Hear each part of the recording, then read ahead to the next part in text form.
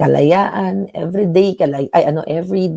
year nagse-celebrate tayo ng Araw ng Kalayaan. Ang mga politiko nagdiriwang, nagsusuot ng mga magagarang damit. Then, nagpapasikatan, paulit-ulit na lang yung kansyutahan, na malaya na hindi tayo malaya. Sabi ko nga hindi tayo malaya. The fact na si Pangulong Duterte ay nakakulong at inihain ni Marcos Jr., ni Bangag, nakipagkontsabahan, nakipagtraidoran, nakipagtaksilan, ay wala po, hindi po malaya ang Pilipinas. Yan yung katotohanan. That's why, kanina, naikot-ikot ako sa bed, ninanamnam ko yung kasiyahan na nangyari kahapon. Pero sabi ko, malaya ba ang Pilipino? Hindi. Hindi talaga malaya ang Pilipino. Kawawa talaga yung Pilipino hanggat ang namumuno ay mga bangag. Okay? But I appreciate all of you kahapon. Alam nyo, si Spokes, na-appreciate ko talaga na hands-on siya pagdating sa food. Tapos nakalimutan yung rice, pero nagawa ng paraan. Wala pa kaming yung mga volunteers namin, randomly lang talaga na lahat doon nagtulong-tulong. May mga I don't know, nung una may mga volunteers pa yung iba. Ano ba nangyari doon? Nung una, basta mga nagpunta doon talagang yung galing dito yung pagmamahal. Sabi ni Diaz Lilet, it's not a happy Father's Day. I know, it's not a happy Father's Day. It's not a happy Father's Day. Ano pa ba? Sorry. Ngayon, ano pa mga walang Independence Day, sabi ni Clinton. So, pero alam nyo, yung nakakuha ko, dali lang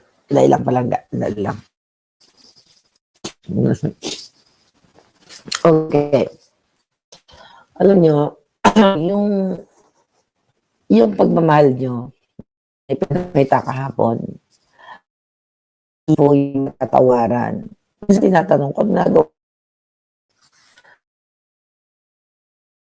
kahapon ko pa tinatanong, ano ba ginagawa ko dito sa Europa? 18 days. Diba? Ang dami kong pwedeng magawa na very productive here. Pwede kong magawa nawawala yung signal. I missed 2 important events ng aking mahal sa buhay na nawala sa isip ko, na hindi ako na-inform, pero hindi ako pwedeng umuwi. Pero I missed napaka-importanting milestone sa buhay ng isa sa aking family. Pero wala andito na ako, sabi ko, natanong ako sa sarili ko, bakit ako nandito? Bakit ako nagpapagod? Although nag-enjoy talaga ako sa Zurich sa pagpasyal-pasyal, hindi naman ako tatakbo bilang politiko. Why I'm spending financial, wasting my time, parang ganun, sabi ko, sinasayang ko ba yung oras ko dito? Tapos, yung paa mo na nakakit na, syempre, ang takong ng lola niyo. Pero I just realized, sabi ko, bago tayo nag-vlog, eto kasi yung feeling ko. I gotta change myself. Ito yung nararamdaman ko. Gusto kong hindi ipakita sa buong mundo. Kung eto ako yung nararamdaman ko na may isang presidente na nakakulong, na dinukot,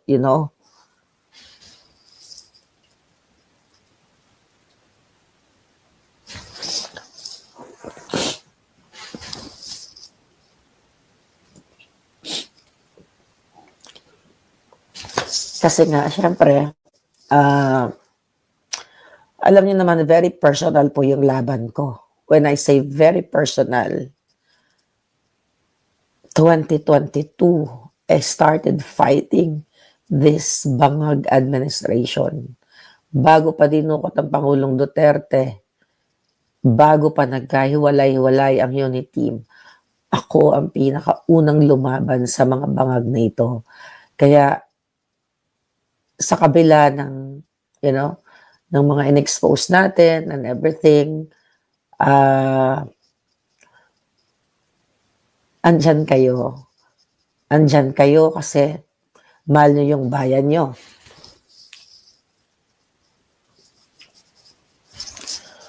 Yeah, Father's Day. Okay?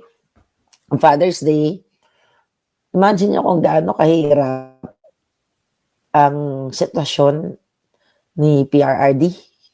Diba? Hindi naman natin siya kaano-ano kung tutuusin. Siguro kaya ganito yung feeling ko kasi I know not first hand, yung feeling ni Mama Hanilet, kasi kahit pa paano nagkwentuhan kami, siguro yun yung nagdadala sa emotion ko. I'm praying, sana makalabas ng healthy at maayos yung Pangulong Duterte na buhay.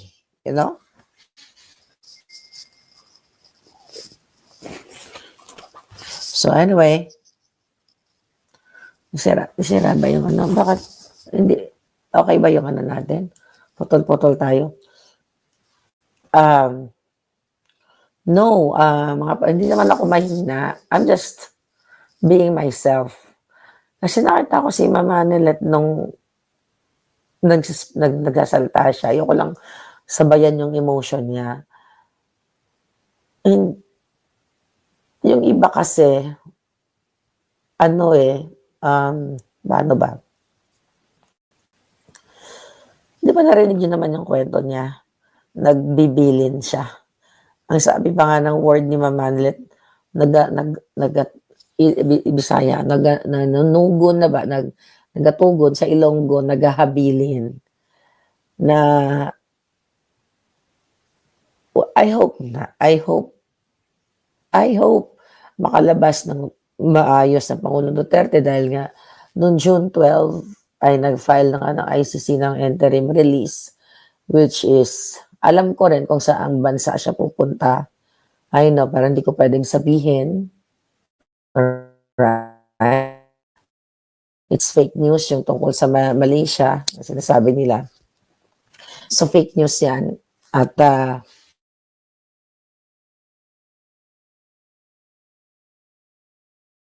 ang ating signal. Ilip ko lang yung ating signal lang.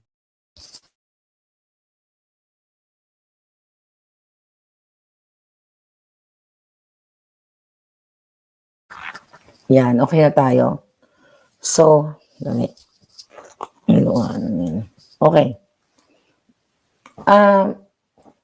This is not being weak. Okay, I'm being emotional. Kasi,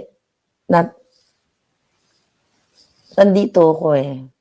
Di ba sinabi ni Mama Nilet na nung pumunta siya dun sa Dahig, hindi siya nagsalita, hindi siya nagpa-interview. Nung last yun eh. Nakita niyo yun, di ba, sa vlog? Since sinabi naman niya, yung nararamdaman niya kahapon, I think, pwede ko nang sabihin, nung paglabas niya doon sa ICC, ang bigat talaga. Kinuwento ko niya sa amin na nagla-last will si Pangulong Duterte. Nagbibigay ng mga huling habilin or something. At sabi naman niya, okay siya. Pero I think, I don't know. Only God knows. Only God knows.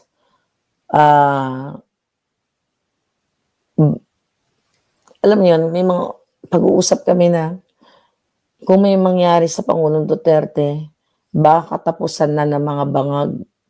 Pero kailangan pa bang may magbuwis ng buhay para matapos yung mga bangag? Kailangan pa bang pahinahirapan nila for more than 100 days? Yung 80 years old na Pangulong Duterte, kailangan ba siyang magbuwis ng buhay para makalaya tayo sa mga bangag na nakikita ninyo? Kailangan bang ganon, mga kababayan?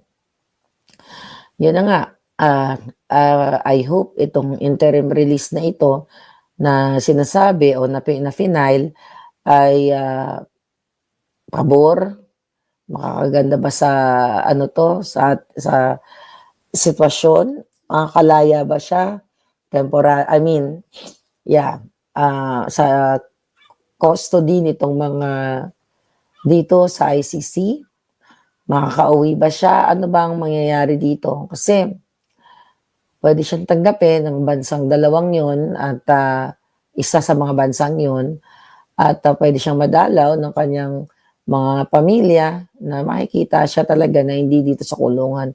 Pero ang question, maaprobahan ba ito at maayos ba ito? I hope yes. Dahil nga ang reason dito for humanitarian reason, dahil nga 80 years old na siya, mahina na siya, 'di ba? Although sinabi naman ng ICC, hindi daw sila kukontra sa request ni Pangulong Duterte, may mapapalangga, etong ano na to, itong pagdukot sa kanya, kontrabahan ito, conspiracy ito ng mga bangag. So, hindi talaga natin alam kung ito ay pagbibigyan siya. Pero, yun na nga, ang sabi ni Spokesman Roque, ay mayroong domestic legal remedy na kung saan pwedeng mapanagot ang Dutch government dahil nung dinala ang Pangulong Duterte dito, nung kinidnap, ay yung nag-transport sa kanya ay Dutch car ba yun or ambulance. So yun yung mga pinapaliwanag ni Spokeshari na kung ang nag-receive kay Pangulong Duterte dito pagpasok dito sa Netherlands, yung nag-asikaso ng visa niya kasi dumating siya dito, wala siyang passport, di ba? At yung nag-facilitate lahat ay Dutch government. Sa batas ng Dutch ay may pananagutan ang gobyerno na nakipagsabuatan, okay? Na pwedeng nakipagsabuatan sa mga taga-ICC, sa mga bangag. So, that's very,